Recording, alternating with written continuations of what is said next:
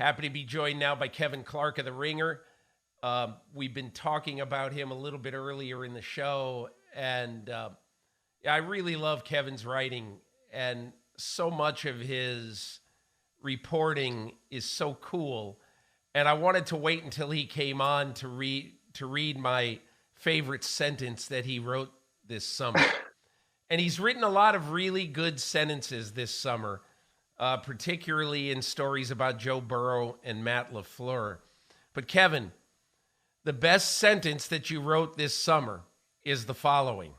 It's in a story about Green Bay Packers coach Matt LaFleur.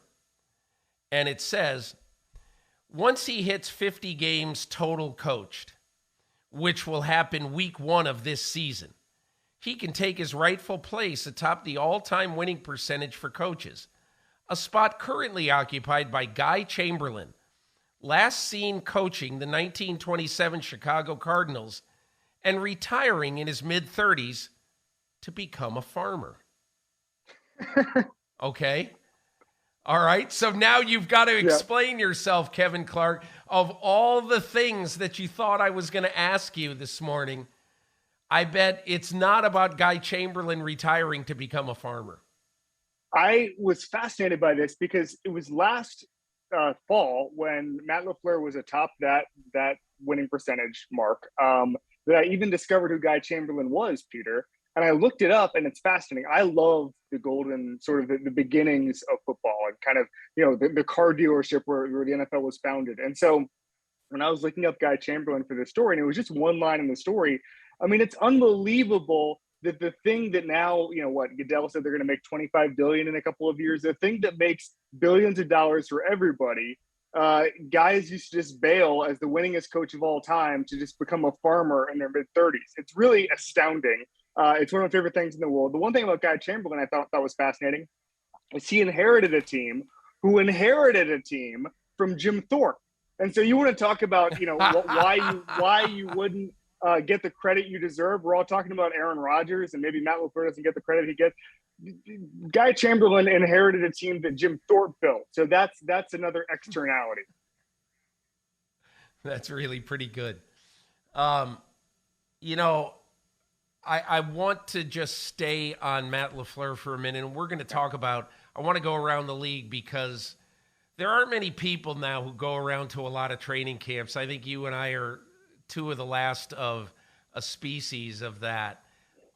So there's a bunch of teams I want to ask you about, but I'm really curious about LaFleur because, I think one of his strengths as a coach, and you write about the unappreciated Matt LaFleur, and I so think that's right. I want to tell you a quick story. A long time ago, I was writing for Newsday, and I was covering the New York Giants, but in those days, in the off season, you had to do different things. And I remember once I had to go out and do a story on the Los Angeles Lakers. And so I spent 2 or 3 days around him, and Pat Riley gave me an hour one day. And I said, what about the criticism of you and about the lack of appreciation of you that stems from the fact, he's just got to roll the ball out there. And he launched into, because the players are so great, and he launched into this long diatribe that he basically said, I'm going to tell you what I do. We separate our season into like 10-game periods. And I tell Kurt Rambis, okay, look, you average 4.8 rebounds a game the last 10 games. I want to be 25% better in the next 10. So every time Kurt Rambis goes out there, he's got it in his head that I got to get 2 more boards today than I've been getting. I have to do this more. And he said, I think of something with every player on my team. And I thought, how brilliant. Nobody even knows that. It's the coolest thing. And the one thing in your story that I take away, because when I read a story that I really like I liked your Matt LaFleur story, I always think of one thing that just sticks with me. And it has to do with Aaron Rodgers. And he says, If I see any other quarterback do something, I say to our staff, we can do that too. We're only limited by our own imagination.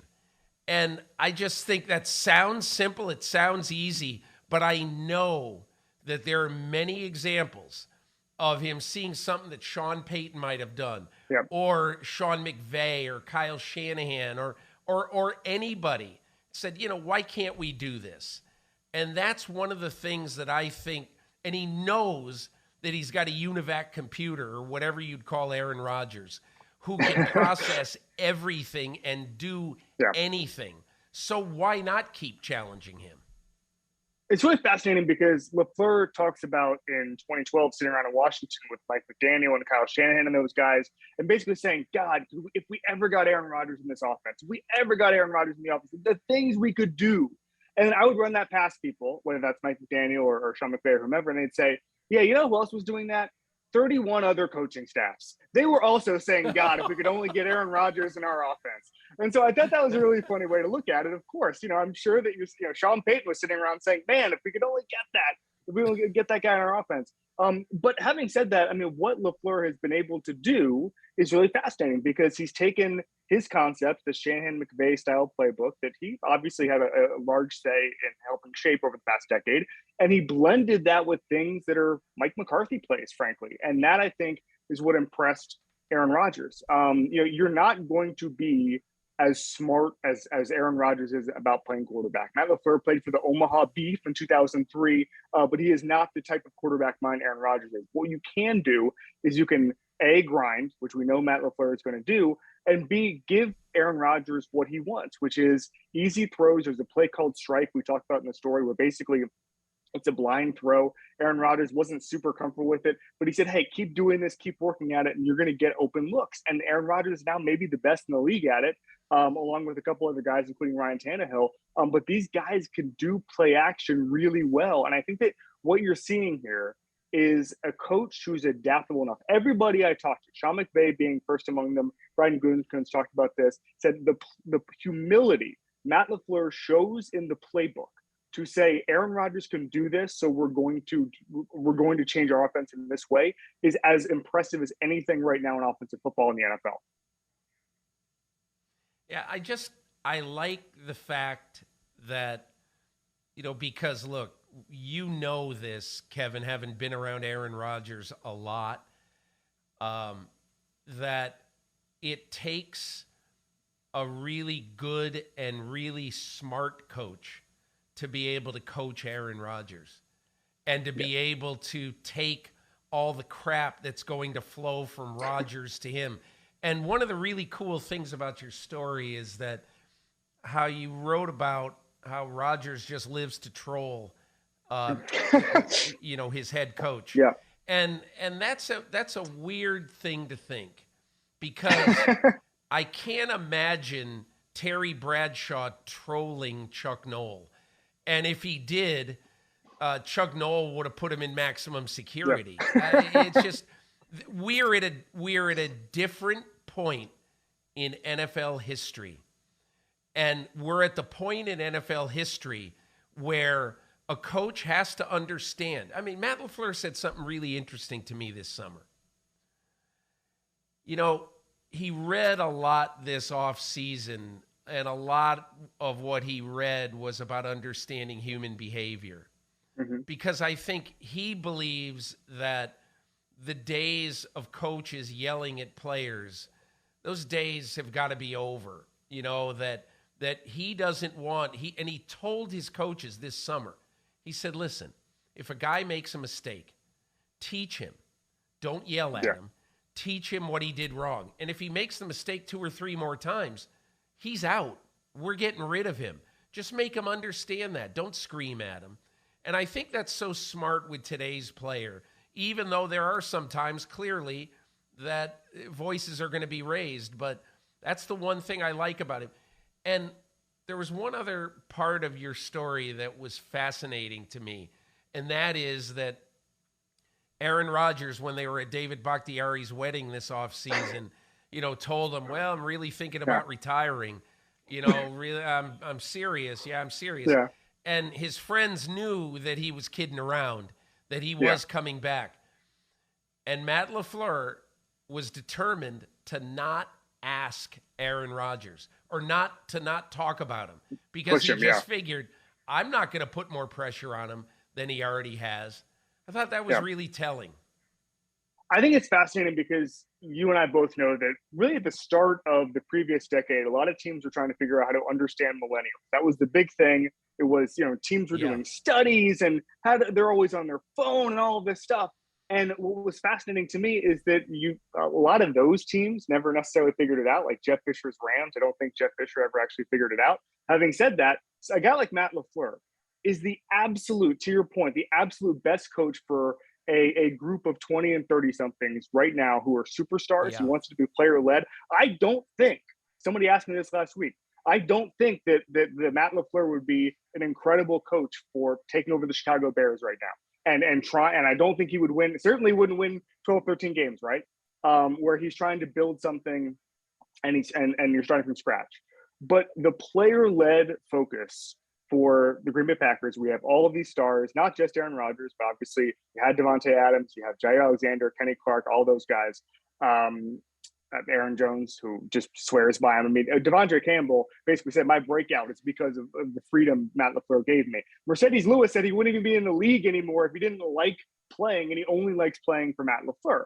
And so it's fascinating to see. It's almost NBA-ish. I made the comparison in my story. It's almost NBA-ish where he wants the players to lead, which is not common. You know this. And so he understands how today's players work, Matt LaFleur. And I think that's a fascinating part of it. The trolling thing is so funny to me. First of all, I think Matt and Aaron have a different relationship because their ages are so close together, which is different from most NFL coach-quarterback pairings. But then on the other hand, I heard the story that Aaron was kind of making fun of Matt or kind of ribbing him about retirement at Dave Bakhtiari's wedding. So I find Aaron, and he explains what I said in the story, which is that, he didn't even stick in his brain because he makes fun of Matt to his face so often he couldn't even recreate to me what exactly that was, right? And so then he goes on this whole rant about how he loves trolling his head coach. And we weren't in how this can be awkward sometimes. We were not in an interview setting. I just found him in the hallway, okay? And so at the end of this, I said, Aaron, I just need to make sure that you're okay with me quoting you because we're just kind of in a hallway here. And he just looks at me like, of course I want to be quoted on trolling my head coach. That's the difference. It's like, could you imagine Terry Bradshaw not only trolling his head coach and Chuck Noll, but wanting everybody in the media to know about it? That's the Aaron Rodgers difference. That's why I think Matt LaFleur's coaching job to take this approach and say, Aaron, I'm going to let you be you is so impressive. I think the one other part of this, one thing that really comes to mind when you tell this story, I remember 10 years ago when Peyton Manning went to the Broncos, and I'll never forget having a long conversation with John Elway a few days after Manning had committed to play for Denver. And I said, I still haven't found out the exact reason why. I said, what did he say when you asked him why you made this decision? And he looked at me and he goes, oh, I didn't ask him. I said, you didn't ask him? And he goes, no.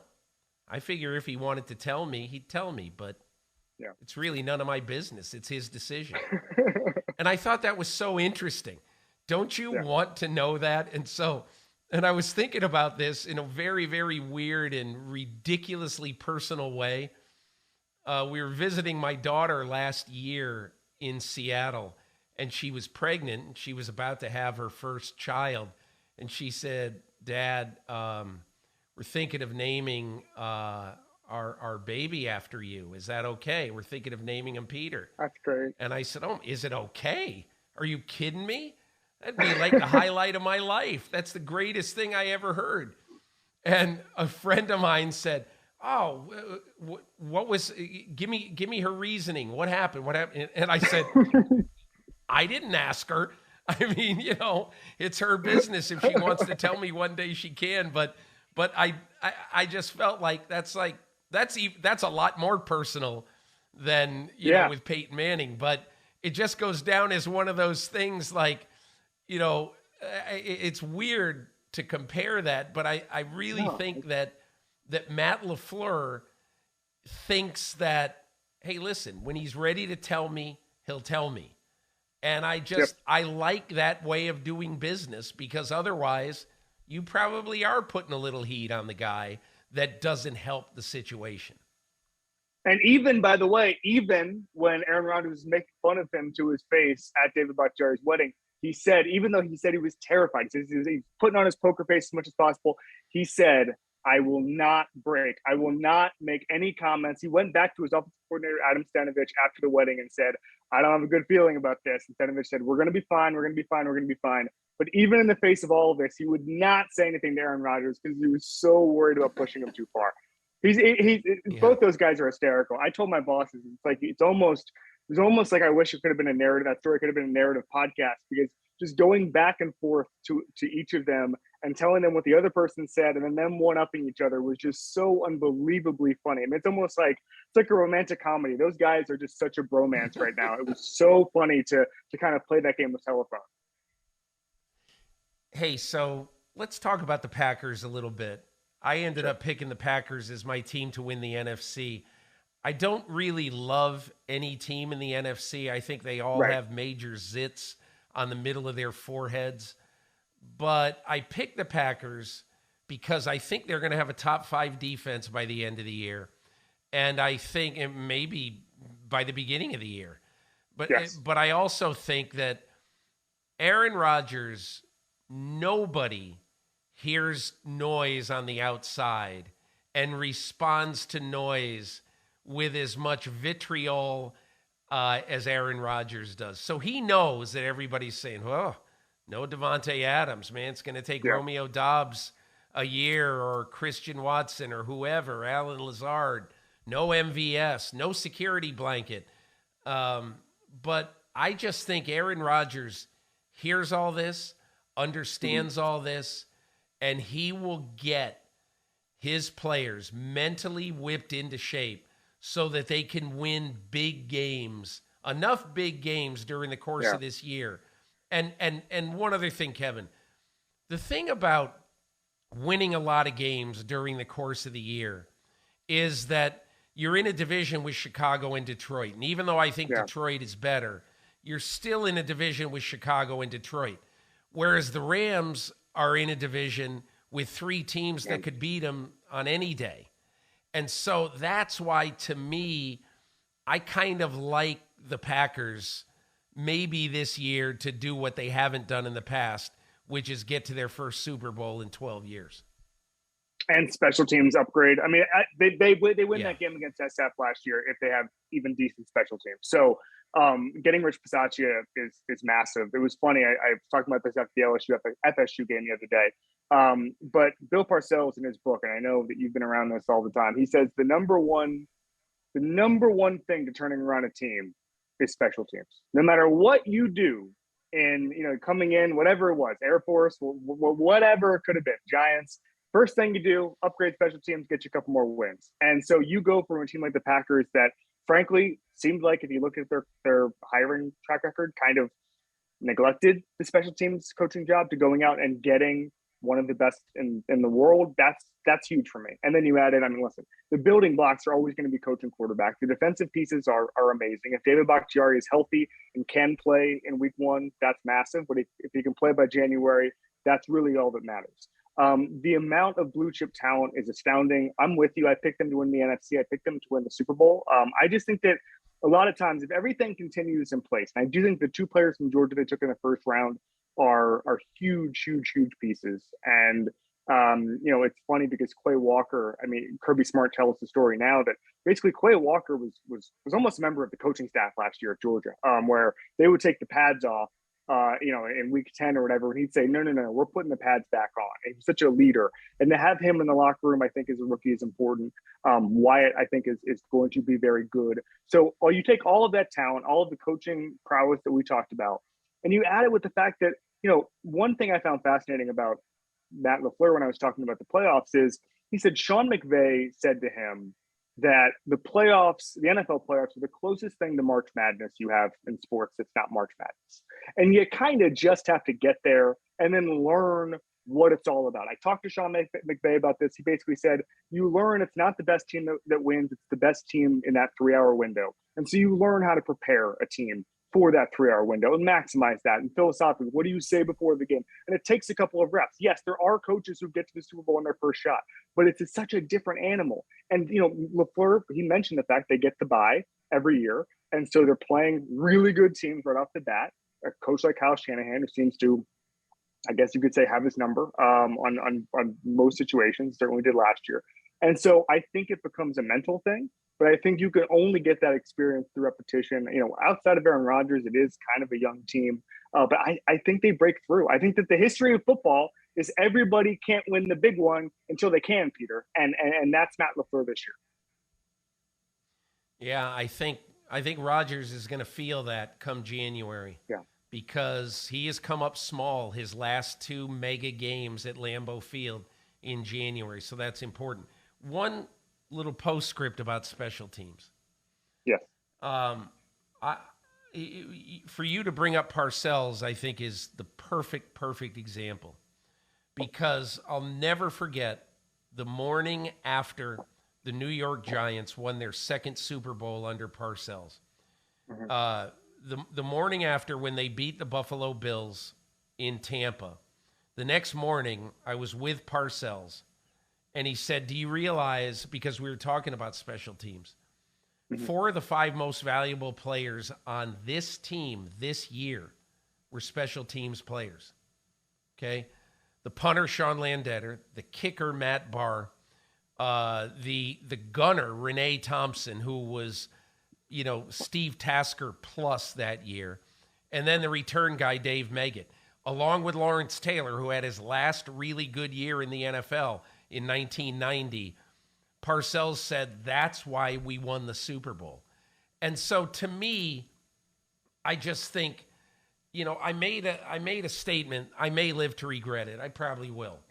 But I think the addition of Rich Bisaccia for Green Bay this year is going to be more significant than the subtraction of Devontae Adams. And my theory is Rodgers is going to figure all that stuff out. Yeah. But you can't just say, oh, we'll figure out special teams. You can't do that.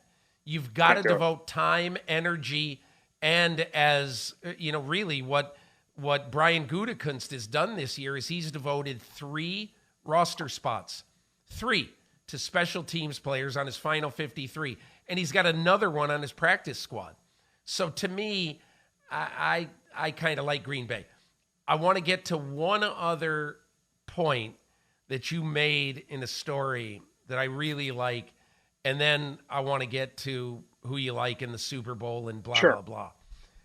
But you wrote about Joe Burrow, and one of the things that I really took away from the story, it's not just the art of a deep ball, and it's not just being able to throw it accurately. It's about understanding during the course of a game where you are going to be able to make a play, what you are going to be able to do as the game goes on and on and on. And I'd love you to tell the story about the time last year in Kansas City when Joe Burrow in the third quarter looks at Jamar Chase on the sidelines and says, you're going to catch a touchdown soon. And he knew exactly why, and he knew how he was going to do it. Explain. The hardest part of nailing down all of those stories, Peter, is there's so many called shots from Joe Burrow that I would go, hey, can you tell me that they called shot in Kansas City and say, oh, which one? And it's like, well, this one, the third quarter. I mean, it was so funny. But the thing you're talking about, it happened in the first Chiefs-Bengals game. And it's almost supernatural when you hear the story. I mean, just Joe Burrow looking at his coaches and Jamar Chase and saying, we're about to score a touchdown. Jamar, get ready. We're going to score a touchdown. So it's the third quarter, and Joe Burrow has been running this play.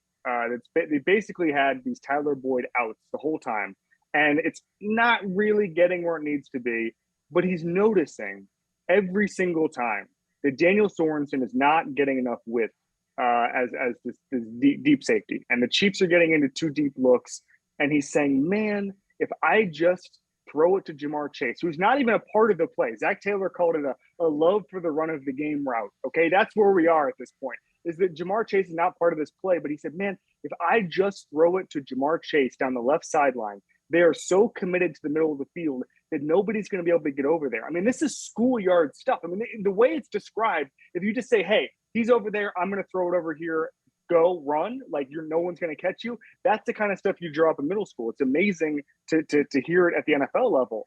But that's exactly what happened. They ran the play again. He threw it to Jamar Chase immediately, and everything Joe Burrow said was going to happen happened. Nobody could get there. Sorensen was not in position. He was flat-footed. And they scored the touchdown. And it happens all the time.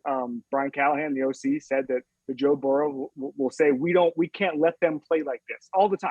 Same exact play basically happened against the Jets, where they were not playing wide enough. And Joe basically said, sorry about that, Peter. I got a little battery there.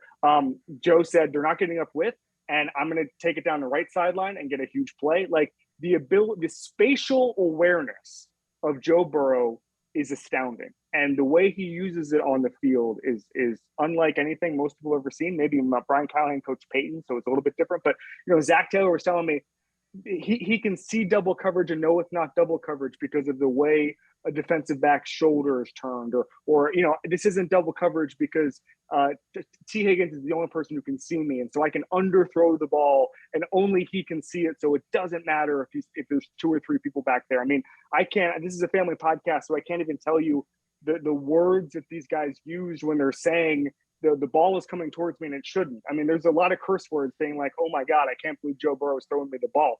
It is astounding to hear these anecdotes. So in the couple of minutes we have left, I want to ask you, I left my training camp trip really liking Buffalo. Obviously, we were there the same day, right at the beginning of camp. They've had a few bumps along the way, Matarizza, that kind of stuff. But I feel like their depth is really going to help them because, look, Tre'Davious White is their best cornerback, and I don't sense any great worry that he's going to miss the first 4 games of the year, maybe more, because of Kaiir Elam. And I just sense that they think they've got enough. You left Buffalo and you thought what? AFC East champs. I'm intrigued to see the Brian Daboll to Ken Dorsey transition. I do think that Ken Dorsey's a very, very good offensive coordinator. He's done wonders for in that quarterback room over the past couple of years. So that's the one pause I have. I don't think that division is going to be all that good. I do think the Dolphins will probably make the playoffs, but that's kind of I feel much less confident in that than I do with the AFC East. The Bills win the AFC East rather. So I'm intrigued to see what this looks like this year. But they're an absolute playoff team. I just think I've never been more compelled in my time covering the league, really, which is a decade now, with any conference more than I am the AFC this year. Because there are, I would say, all but 3 teams have a legitimate path to actual true contention, true kind of Bengals 2021 contention. There's a couple of teams that are just hopeless, but you think about even a team like the Raiders, where in most years we'd say, okay, they have enough. Well, do they? Because it's going to come down to luck and health and a couple of big plays down the stretch in November and December. I've never seen a tighter pack. And so it's hard for me to say, okay, the Bills have all this depth. Depth is the barrier for entry in the AFC this year. Depth, everybody's got depth. It's fascinating to see. I do think kind of in the same way we were talking about the Packers, where eventually they'll break through. I just don't know if it's going to be this year. I'm not picking them to progress that far in the playoffs. I'm thinking maybe a second round and done situation for Buffalo. Wow, that's interesting. Yeah. I don't know. I'm probably a prisoner of what I saw the last 8 days of Buffalo's season when they put up 83 points and Josh Allen just undressed Bill Belichick on an absolutely horrible day to play football in Orchard Park, New York, where it looked like the Bills were playing in 72-degree windless conditions on a September afternoon in Orchard Park. Statistically, it was incredible. So it was the first perfect game in the history of football. No punts, no field goals, yeah. no turnovers on downs. They scored a touchdown every time they had the ball except kneel downs. And to do that against the best defensive coach in history is amazing. I just don't know if they're going to be able to do that again. You know, the AFC West is one coach in that division told me this summer, here's how good our division is. Any road win in a division game will not be an upset. Yep. And I just thought, how perfect is that? It's just absolutely perfect. And look, I didn't pick Denver or Las Vegas to make the playoffs.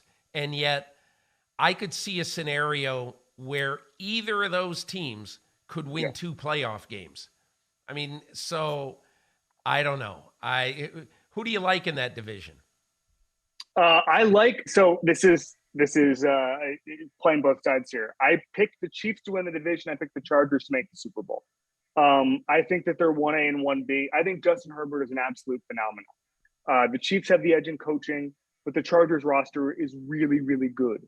I just think that we're going to see. It's funny because obviously timelines are different. The injury thing with Burrow was a complication, but I think we're going to see a Joe Burrow-like rise from Justin Herbert, even though Justin Herbert looked like one of the best quarterbacks in football last year. I just think from a win standpoint, we're going to see a string of November and December games where Justin Herbert looks like the best player in football. He puts the entire franchise on his back, and all of a sudden he's playing in the Super Bowl in Phoenix. I think that everything is building up to that. Stephen Ruiz, my colleague, went out to Chargers camp a couple of weeks ago, and he was talking to the quarterbacks coach, Shane Day.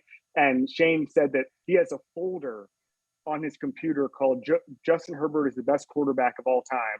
And it's just of him throwing the ball, Justin Herbert throwing the ball, and Shane Day watches it when he's feeling down just to remind himself how good his quarterback is. And I think you start to hear these stories, and it's like, that's what we heard from Joe Burrow before that breakout. That's what we heard from him in college. I mean, you start to hear these stories, and they're precursors to a massive run. And he's a special guy. And he was on, I talked to Justin twice over the summer, once on my show, Slow News Day, and then again on the NFL show. And I just feel like he understands football at a completely higher level than most young quarterbacks do. I'm fascinated to see it. I think we're going to see a massive rise. I think the Chiefs are going to win a ton of games this year, but I think we're going to see some special play from Justin Herbert. It's going to be the massive difference. And, I agree with you in the AFC West. Like, I wouldn't be surprised if any of those teams won the division, not made the playoffs, won the division. I mean, like, you talk about the road games, but listen, John Wooden had that old line that there's no such thing as an upset if it's a conference game and it's on the road. Like, that's the AFC West right now. There is no, I mean, you saw it last year. I mean, even the Raiders played the Chiefs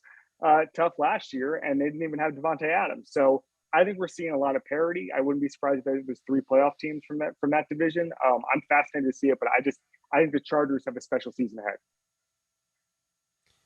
The one thing that I'll never forget about my visit to Chargers camp this year is when Justin Herbert, each day I was there, I saw twice them practice against the Dallas Cowboys. And each day I was there, he threw a pass or two that he didn't like in practice against the Cowboys. And he stayed after practice and he threw, I'm conservatively 50, probably 60 of the precise same route over and over and over again. And, one time he was on the field for 37 minutes after both teams had walked off the field. Yep. And, I mean, there is something about that just tells you that this guy wants it pretty bad, and that this guy understands what it takes to be great, and that is to work on your weaknesses. And I'm not even saying they're weaknesses. They're just, he made a bad play or what he thought was a bad play, and he just worked on it over and over again. All right, I'm going to get you out on this. Super Bowl 57. You evidently like the Los Angeles Chargers to get there. Who do you pick in the NFC, and who do you think wins? Packers and Packers. That's it. I just think this is the breakthrough year. I think this is the year it all comes together. I mean, we already talked ad nauseum about the Packers in this podcast. I just think it's a special group of players. I don't think in NFL history we've seen that threshold of talent and that kind of quarterback talent not break through with at least a Super Bowl appearance over the course of years. This is the year. You mentioned the warts in the NFC. I do think that there's problems pretty much everywhere, including Green Bay. They're not perfect. I'm just saying an imperfect year, a team like the Packers with that much pure talent, with that kind of stability, with that infrastructure, that's the kind of team that wins the NFC this year. They will, and they win the Super Bowl. Hi, I'm Mike Tirico, and thanks for watching.